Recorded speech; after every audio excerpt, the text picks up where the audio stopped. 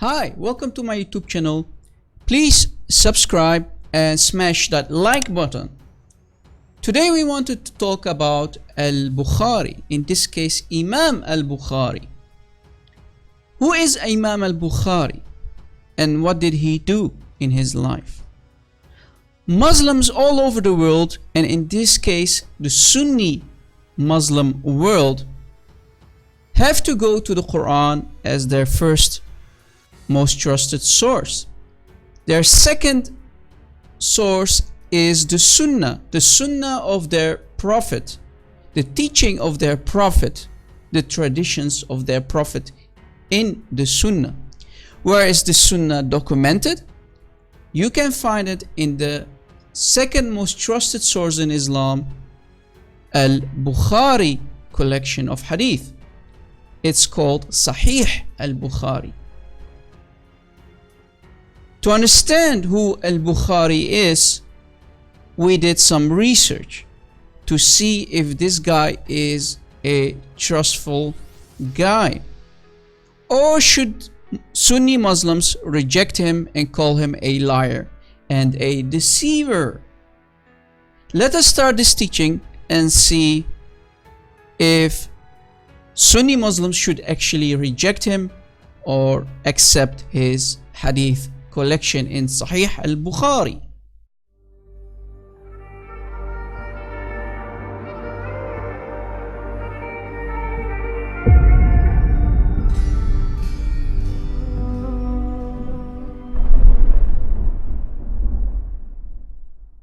As we know, Muhammad became a prophet in the year 610 and he died at the age of 63 in the year 632. Now, if we look closely, we see that Muhammad al-Bukhari, Imam al-Bukhari, he died in the year 870 AD. So that's more than 200 years that this guy, Imam al-Bukhari, came after the death of Muhammad. More than 200 years. So this guy never spoke to Muhammad. He never seen Muhammad face to face. So how did this guy get the words of Muhammad? Well, what he did, he went from Bukhara, Uzbekistan, when he was born in 810 AD. He's not an Arab. He's a Persian Islamic scholar. Right? He's not an Arab. So we have to do some math here. When did he learn Arabic to speak to all these people who gave him basically the hadith, right? Because he was collecting hadith. This guy is a collector of hadith.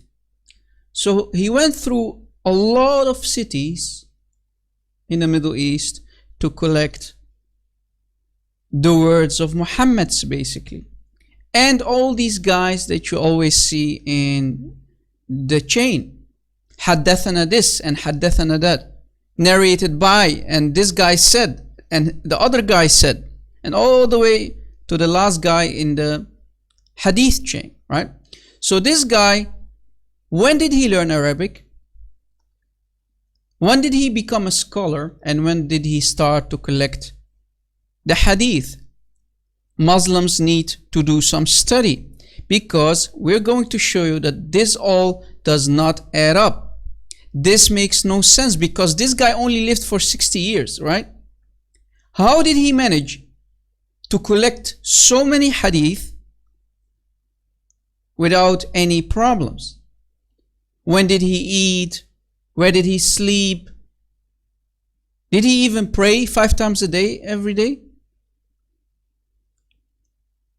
So basically this guy did nothing in his life but collecting hadith. Day in, day out. Day in, day out. Right? So this guy was basically nothing but a robot who was collecting hadith. And we're going to show you even more damaging stuff, because everything that was told about this guy during his lifetime is nothing but a lie and a deception. And we are going to prove that to you. Ibn al-Salih said, the number of hadith in the book of Imam Bukhari, the Sahih, is 7,275 hadith, including hadith occurring repeatedly. So hadith that is repeated constantly by Imam Bukhari. It has been said that this number, excluding repeated hadith, is 2,230. So basically from the 7,275, only 2,230 are hadith that is not repeated, right? So basically you have only 2,230 hadith. And this is in the series called Kutub al-Sitta by Imam al-Bukhari in his hadith collection. Let us continue. Ibn al-Salah said, again, the first to author al-Sahih was Bukhari, Abu Abdullah Muhammad ibn Ismail al-Jufi, followed by Abu al-Husayn Muslim ibn al-Hajjaj an-Naysaburi al-Qushayri, who was his student, sharing many of the same teachers. So what is said basically here is that Imam Muslim was the student of Imam al-Bukhari. This is why you have a collection called Sahih al-Bukhari and you have Sahih Muslim. These are the most authentic books after the Quran. Did you catch it? So Sahih Muslim and Sahih Bukhari are the most authentic books after the Quran. Al-Shafi'i said, the book of Bukhari is the more authentic of the two and more useful. So basically Imam Bukhari, his collection of hadith is the most trusted right after the Quran, right? You have also something called Hadith Qudsi, but that's off topic. But Imam al-Bukhari is basically the second more authentic hadith that is reported from the mouth of Muhammad himself, the Prophet of Islam. To show you the problems that we have found against this Imam al-Bukhari, I'm going to show you really devastating and damaging information that maybe is not known to many Muslims. And that's the following. It is said that Imam Bukhari collected about 600,000 hadith. Not 1,000, not 2,000, but 600,000 hadith. So this guy did nothing else but collect hadith. He didn't eat, he didn't sleep. He only collected hadith in his lifetime, of which some, around 7,000, as we showed you earlier, all have been classified as authentic. Collecting, writing, scrutinizing, classifying, deciding whether authentic or not by a committee, etc., is an enormous task. Besides, Imam Bukhari claims that he prayed 2 rak'ats of sunnat before recording any hadith. If it's assumed that the average time of a hadith to go through the full process of collecting, etc., is 1 day, he should have needed 600,000 days, which when divided by 365 is about 1644 years. So basically, let's say if Imam al-Bukhari collected one hadith, we will take for one hadith 1 day, because it takes a lot of time, right, to do what you have to do during a day. Because this guy was praying, he was eating, he was sleeping, you have to count all of that, right? So let's say, right, recording, classifying every hadith, it takes him 1 day, right? So if 600,000 hadith, if we divided that by 365, we get 1644 years of collecting all the hadith. Do the math, guys. So are you telling me that this guy lived for so long? Then that means that Imam al-Bukhari is still walking in the future, certainly among us, and he will still walk in the future as a living man. Hence, to accomplish this task in a mere period of 16 years. So according to Islam, this guy did it in 16 years. Amazing, right? This makes sense, right, guys? It didn't take him 1644 years. It took him only 16 years to collect the 600,000 hadith, and collecting them, writing, scrutinizing, classifying, etc. So everything that comes on top of that, right? So as he claimed, it's impossible, thus questioning his integrity and honesty. And we have more damaging stuff, guys. Dahabi said Bukhari was heard saying, I have memorized 100,000 authentic hadith and 200,000 which are less than authentic.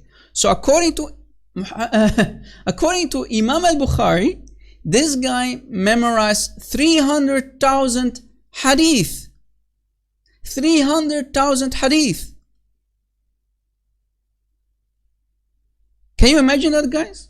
300,000 hadith, including all the chains, all the names in a hadith. You know how many detailed information is in one hadith only? And how long a hadith can be? Try to memorize 300,000 hadith in 16 years. That's more than a lifetime. And like we said to you, let's say, forget about the memorizing. If you have 600,000, right, total, and half of them is memorized, how long did this guy live? Right? 1644 years with memorizing.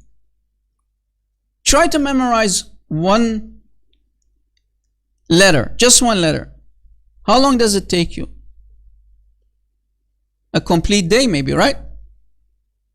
And try to recite it without any mistakes. And that for 16 years, guys. 16 years according to him. He did 16 years for memorizing 300,000 hadith. This guy is nothing but a liar. And remember, this guy only lived for 60 years, right? He didn't live really long. He died really at young age, right? So in other words, Imam Bukhari claims that he memorized a total number of 300,000 hadith during his lifetime. In just 60 years? I mean, I think the guy started memorizing the Quran in the belly of his mother. So Muslims, is this guy a liar? Of course he is. Else, I think he was the super duper computer of his lifetime. He was a walking and memorizing supercomputer who memorized 300,000 hadith out of his head. And what about the rest of the 300, right? Because he claimed that he collected 600,000 hadith and half of them he memorized. So according to Imam al-Bukhari, he memorized 300,000 hadith out of his head by heart. Let us say you are memorizing one hadith, because remember, one hadith can be really long hadith. One hadith can contain more than 1,000 words, right? Some hadith can be smaller, maybe let's say 300 words. It's not possible to memorize more than one hadith at a day, right? Because he took 16 years to collect 600,000 hadith. And 300,000 of them, he memorized them by heart. If we divide that with 365 days, we get 822 years. 822 years. But Imam al-Bukhari claimed that he did it in 16 years. Just 16 years. I think Imam al-Bukhari was really a vampire. he used to collect also, besides the hadith, he also collected human blood, and he drank that blood. This is why he stayed healthy for 822 years. He was a walking, talking vampire of his lifetime. This is why he lived for 822 years. He didn't live for 60 years only, right? Right, Muslims? You believe this, right? Lord have mercy.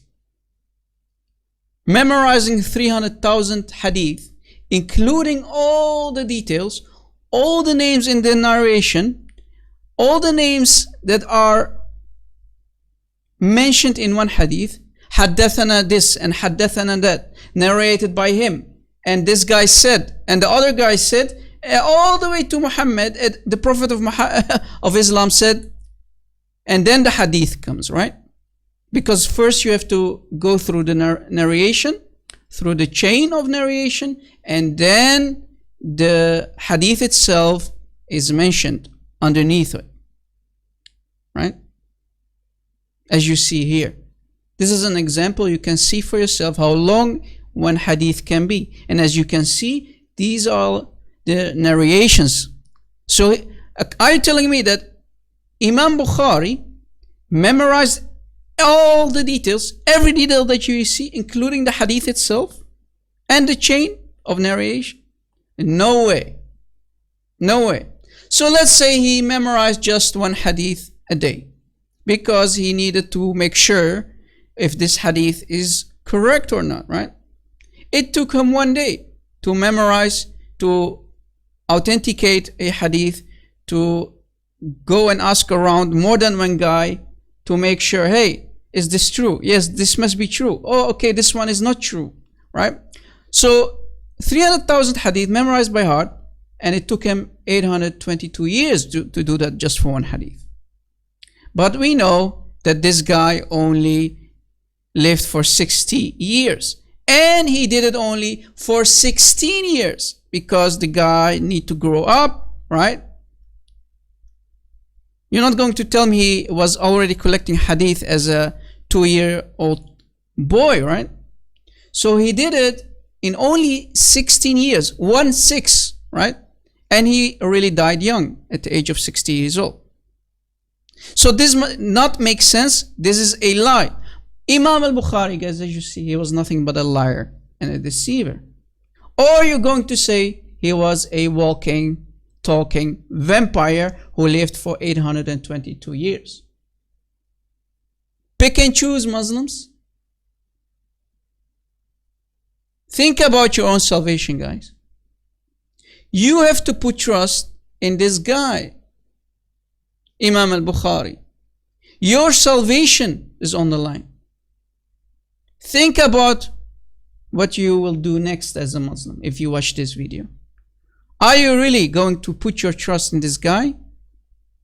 Or are you going to choose to leave Islam? To the math. You know, try to memorize the PI number, and especially the numbers that come after the dot. Try to do that. Look how hard it is for you to memorize all these numbers. And there were a couple of guys who actually managed, who were really genius to memorize the numbers, right?